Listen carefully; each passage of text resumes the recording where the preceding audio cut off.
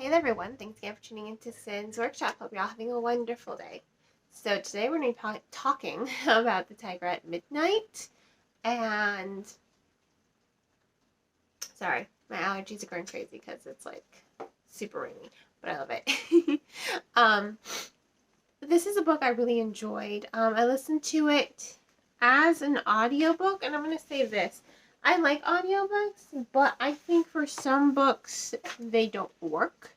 And for some books they do work. And I think this book, Tiger at Midnight, I felt like it was one of those that did work. I really did like the voicing. I did love the characterization. It was really easy to follow. But I also think, just from listening to it, I also think just reading it as a physical format would have also been really spectacular.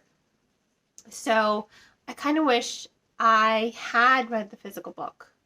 I just think, for me, I would have had a stronger appreciation of the mythology, of the storytelling.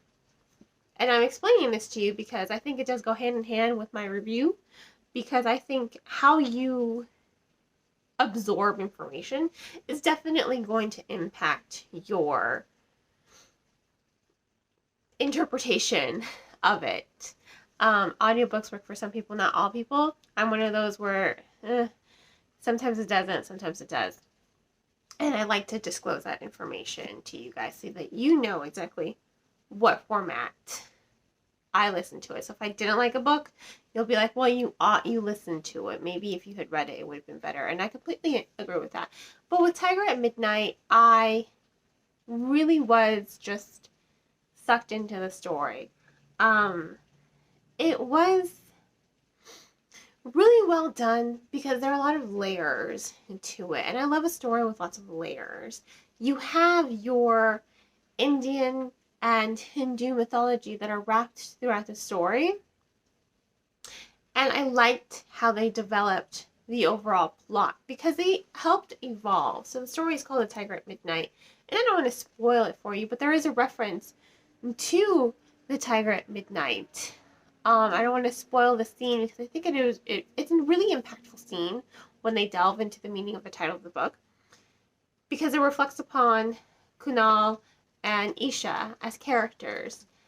It reflects on their journey as well, especially because it is remarked upon again at the end of the book. So I think it has a lot of significance. And that's why I'm saying that there are lots of layers to it. The mythology add depth to the story. They add, like I said, layers to the storytelling, because it starts off as just this task of revenge for Isha. She was tasked to kill the general. The general just happens to be Kunal's uncle. And she didn't actually kill the general. Someone else did and framed her for it. So now she's kind of trying to find who is the person framing her. And Kunal has been tasked with other soldiers to find the Viper, the Viper who killed his uncle. So that brings their paths across one another. And they keep crossing paths, clearly, because Kunal's not stupid. He's a pretty remarkable, very kind-hearted, very kind-hearted individual. Like, on his journey to search for Isha, even before he knows it's Isha, he's seeing the world. And more importantly, he's seeing how the people of his country view soldiers. And he's not happy with it. It's not that he's unhappy with the people. He's just unhappy with how the soldiers are behaving, how they're neglecting their duties, how they're not really putting the people first, and instead putting their own greed before them. The pretender king hasn't really been a great king, so there is still a lot of tension and rife regarding old traditions and the things the pretender king wants to implement. It's like, no, I don't want you to keep practicing your archaic beliefs. If you do it, you're going to get in trouble. And so there's a lot of censorship that is going around in the country. And Kunal, he's aware of it, but he didn't see it to the extent that it was being censored. And he's not a fan of it. Isha herself, I think her journey is more about opening herself up. She is a character with a lot of walls. That's probably her biggest flaw, but that's also what really makes her relatable, because she has a lot of walls built around her, and it's understandable why. She was there when the coup happened. She helped the princess escape, and the princess is now missing. She watched her parents murdered in front of her, so she has a lot of anger. She views the world with a cynical eye, with vengeance and bitterness.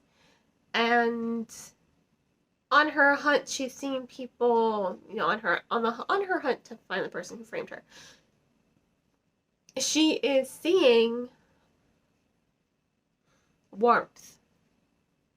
She's seeing people who, they're kind of suffering, they're unhappy. She's just like, I want this. I don't want to keep just being what I'm being. And then enter her and Kunal, and I think that their relationship, their dynamic is really well done. It's very strong, and it really does build. Yes, you have that romance between them, but there's depth and understanding to their relationship, because they have the same core values. But they also see the world differently. And the way that they each see the world influences the other.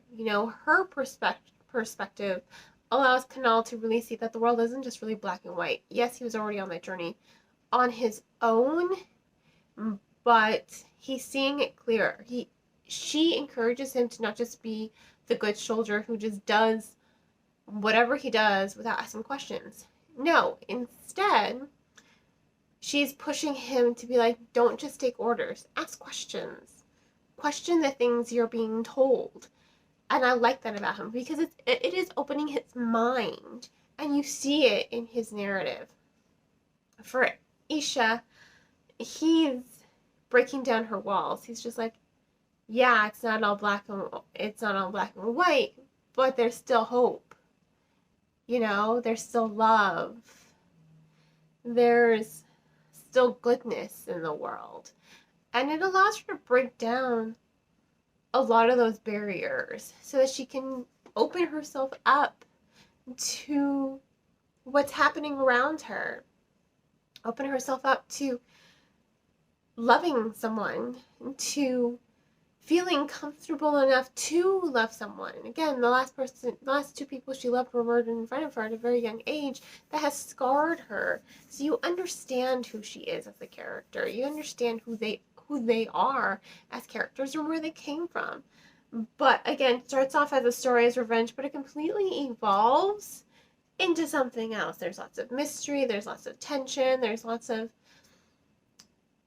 mythology that build the story into something else, that do evolve it to be more than just a story of revenge. It's not just a story of revenge. It starts out that way, but a good writer knows how to evolve the story and expand upon the seed that they've planted.